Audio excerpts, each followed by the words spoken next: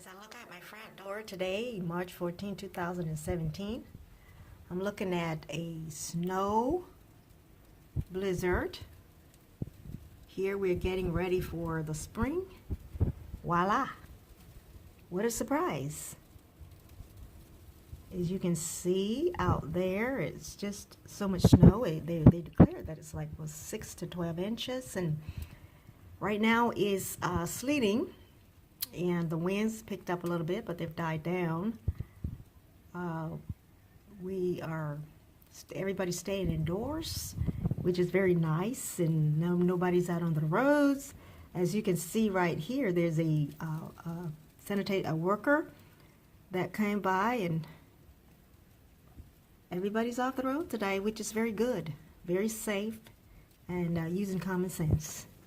Over and out.